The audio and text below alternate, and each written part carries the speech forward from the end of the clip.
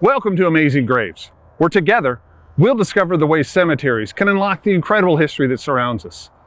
I'm Dr. Thomas Henthorn, Wyatt Endowed Professor of Public History at the University of Michigan, Flint.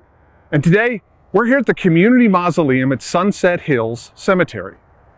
Elizabeth Clappin, architectural historian and host of the podcast Tomb with a View, referred to mausoleums like this as dormitories of the dead. Clappin ingeniously recognized the way places like this mausoleum function as a form of multi-unit housing, very similar to apartments or dormitories. When they took off in American cities at the beginning of the 20th century, detractors of mausoleums used this association with other forms of multi-unit urban housing to discredit them. They called them mud houses or tenement vaults, an obvious reference to slums. Proponents, on the other hand, saw them as a more sanitary mode of burial and more democratic, in that they offered a form of interment previously reserved for the wealthy. They're really a physical reminder of the changes in the economics of burials and the way Americans understood death itself. Americans wanted to free death from putrefaction, hence the popularity of embalming.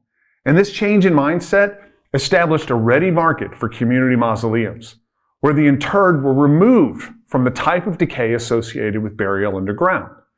The clean design and pristine interior really reflects this idea.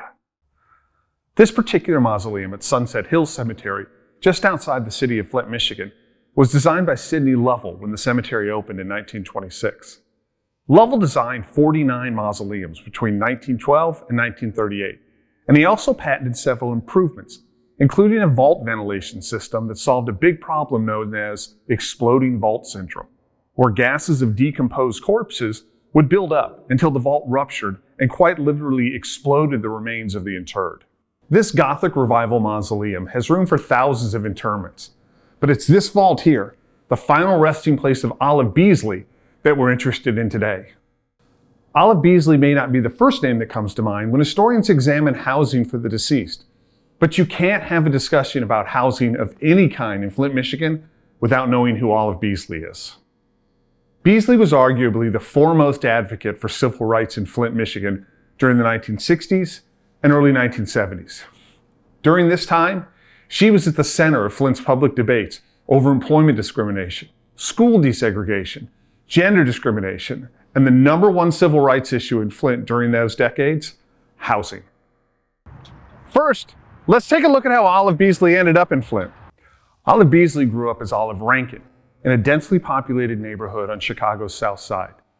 She was orphaned at age 5 and raised by her Aunt Eliza White. Like most neighborhoods in Chicago, the racial lines were pretty clear.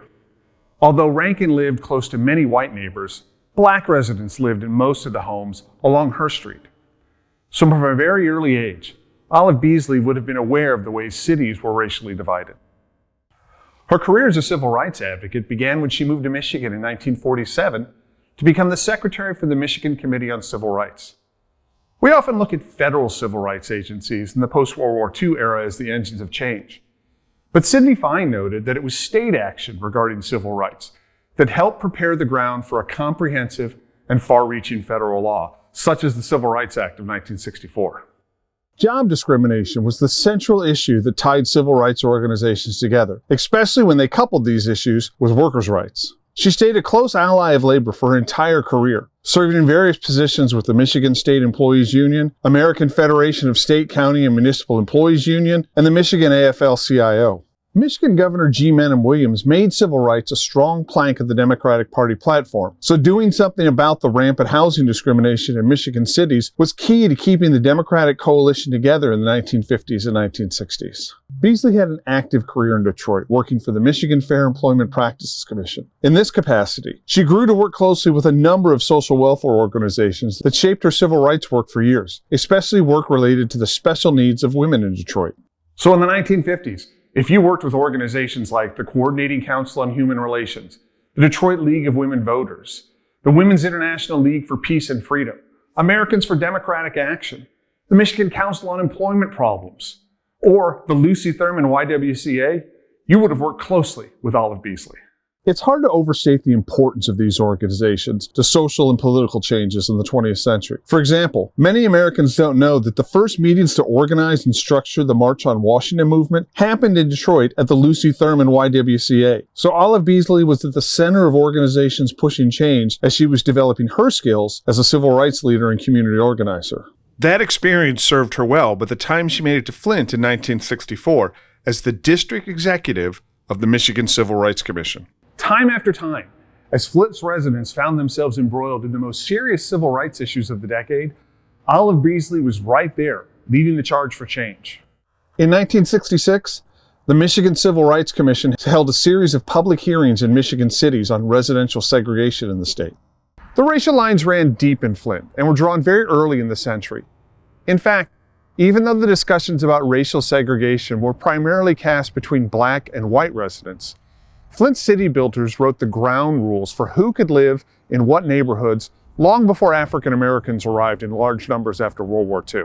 Racial segregation in Flint was reinforced by real estate agents who steered white home buyers into racially homogeneous neighborhoods while excluding all others, banks who would refuse loans to African American families seeking homes in white neighborhoods. And segregation in every metropolitan area was imposed by racially explicit federal, state, and local policies, without which private actions or prejudice or discrimination would not have been very effective. And it's those kinds of actions that the Michigan Civil Rights Commission was trying to get a grip on when they held hearings in Flint. Beasely organized local groups, a coalition of churches, civil rights groups, and individual testimony to paint a picture of the rampant discrimination in housing. And when the city's biggest institutions, General Motors, the UAW, and the Mott Foundation, sidestepped the issue of committing to open housing, Olive Beasely took a stand and demanded full integration of Flint and Genesee County. It was actually the hearings that resulted in Flint's biggest civil rights battle, the open housing ordinance. Flint residents often take credit for passing an open housing ordinance in 1968 by public vote, but the ordinance battle began as one of the recommendations of the Civil Rights Commission.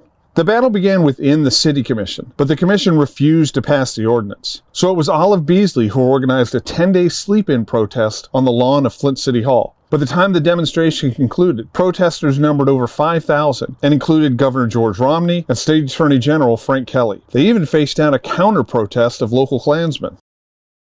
The open housing referendum eventually passed by less than 50 votes in February of 1968. So the narrow margin indicated that it was clear more work needed to be done. And as citizens brought more civil rights issues to the public forum, Olive Beasely was right there in the middle of it. In the wake of urban rebellions that rocked the nation's largest cities, places like Flint took a closer look at the relationship between African Americans and the police. The Greater Flint Committee on Human Rights and Law Enforcement was organized in 1966. But in fall of 1968, the group was stymied by local law enforcement when they attempted to get to the bottom of police brutality allegations after George Wallace visited Flint in October. Olive Beasely had plenty of experience working with fragile coalitions, and not only helped keep the group afloat, but worked to improve the machinery for objective investigations of citizen complaints. In the early 1970s, Olive Beasely took on city and county government and exposed their violation of minority hiring practices.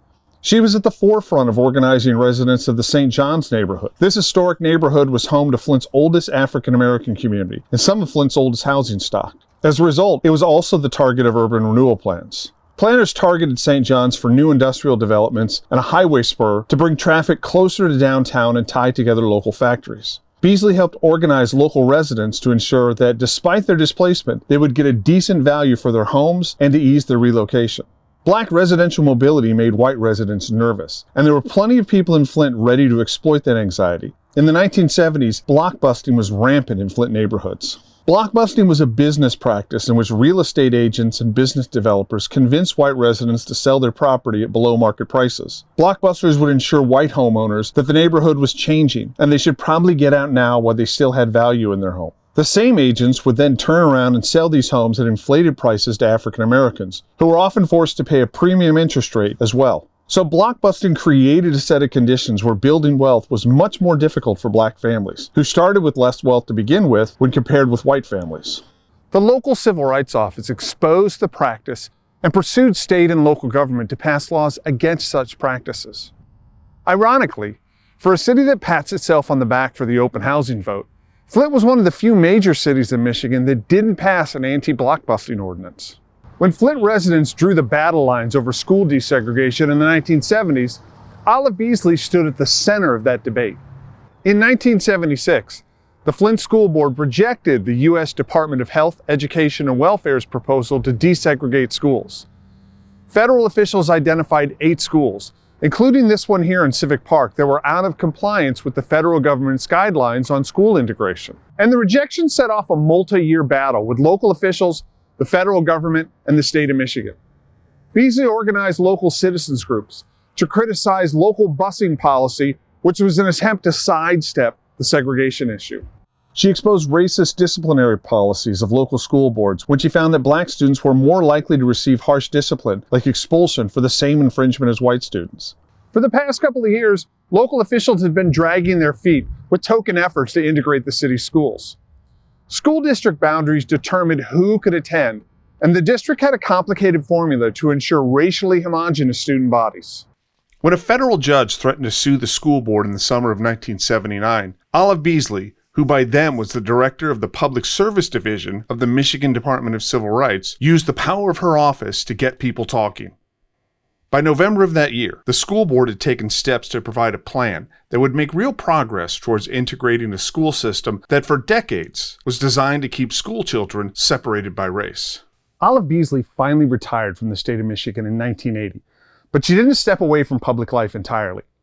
She remained in Flint and continued to stay active in local civic organizations for years. In 1990, the University of Michigan Flint accepted the professional and personal papers of Olive Beasely, and the collection illuminates all the important civil rights milestones we just learned about and contains many stories that have yet to be uncovered.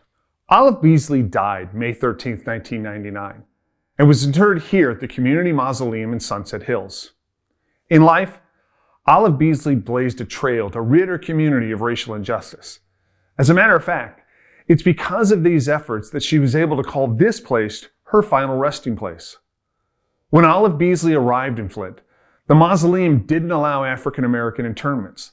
Like the rest of the city, people's choices were circumscribed by race.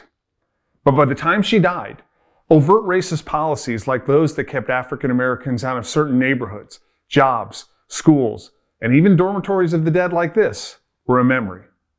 And we have Olive Beasely to thank for that.